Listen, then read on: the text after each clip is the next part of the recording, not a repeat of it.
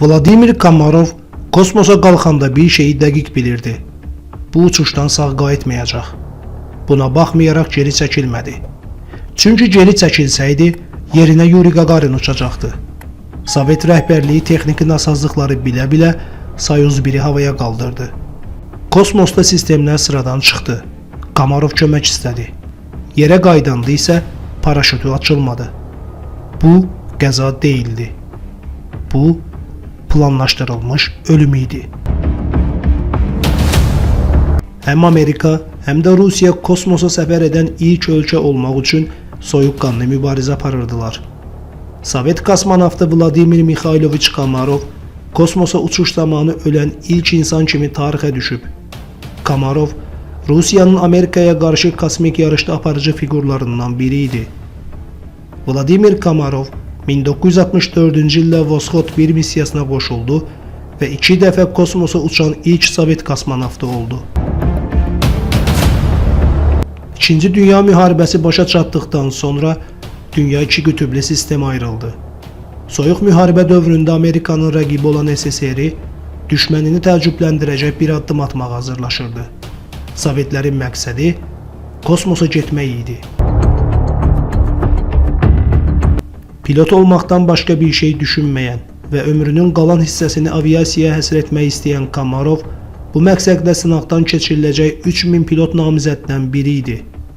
Kosmonavt olmaq üçün seçim prosesində iştirak edən Komarov yüksək ixtisaslı namizəd idi, lakin əvvəlcə tələb olunan boy, çəki və yaş meyarlarına cavab verə bilmədi və beləliklə tarixə kosmonavt kimi daxil olacaq seçilmiş bir neçə nəfər arasında olmaq imkanından məhrum oldu.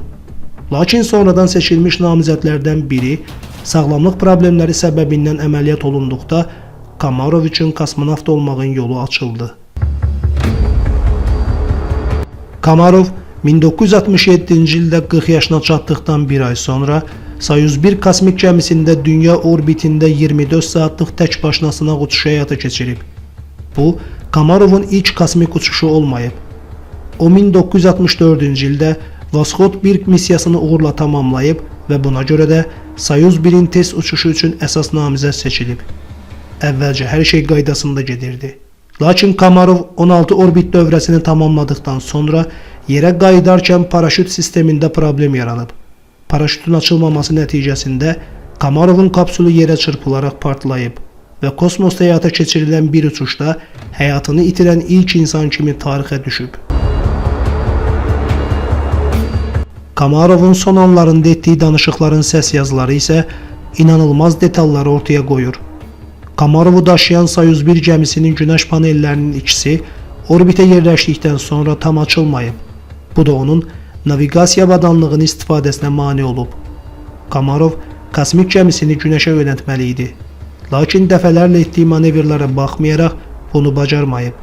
Üstəlik Soyuz 1-dən gələn siqnallar qeyri-dəqiq məlumatlar ötürüb.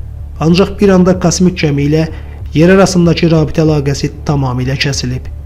Daha sonra Komarov kosmik gəmini iyon axını sensorlarından istifadə edərək döndərmək istəsə də bu cəhdi də uğursuz olub. Ən pisi isə onun gəmiyə əli ilə nəzarət etmək üçün kifayət qədər vaxtının olmaması olub.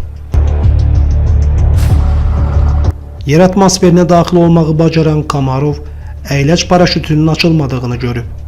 O andan etibarən isə onun həyatda qalması demək olar ki, mümkünsüz idi.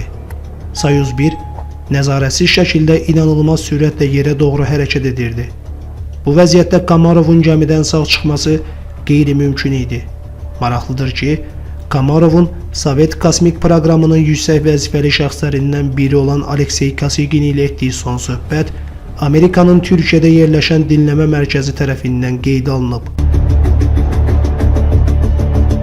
Jamie Doran və P.S. Bizoni'nin əsəri olan Starman kitabına görə Komarov yerə düşərkən bu gəmi bir şeytandır, əlimi vurduğum heç nə düzgün işləmir deyə qışqırıb. Lakin Rusiya dövlət arxivlərində olan rəsmi transkriptlərdə Komarovun son sözləri tamamilə fərqli əks olunub. Rəsmi qeydlərə görə Komarovun Kosyginə dediyi son sözlər bunlar idi. Özümü mükəmməl hiss edirəm. Hər şey qaydasındadır. Bütün bunları mənə ötürdüyünüz üçün təşəkkür edirəm. Ayrılma həyata keçirildi. Daha sonra transkriptdə təşəkkürlər, Bunun baş verdiyini hər kəsə danışın yazılır. Bundan sonrası isə tam başa düşülmür. Doran və Bizoni'nin araşdırmalarına görə Komarovu daşıyan Soyuz 1 gəmisində 200-dən çox struktur qüsuru olub. Üstəlik bu problemlər test uçuşundan əvvəl də məlum imiş. Soyuz 1-in əvvəlki insansız testləri uğursuzluqla nəticələnmişdi. Hətta Komarov və onun ehtiyat pilotu Yuri Gagarin missiyanın təxirə salınmasını tələb etmişdilər. Lakin bu müraciət nəticəsiz qalmışdı. Komarov yerə nəzarətsiz şəkildə çırpılıb və 24 aprel 1967-ci ildə baş verən partlayış nəticəsində həyatını itirib. O dövrün qəzet xəbərlərinə görə Komarovun bədəni tamamilə yanmışdı və kimliyi yalnız topuq sümüyü vasitəsilə müəyyən edilə bilmişdi. Lakin o gündən bu yana cavabsız qalan ən vacib sual budur. Komarov niyə Soyuz 1-in xilas etmə sistemindən istifadə edərək kosmik gəmidən çıxmadı?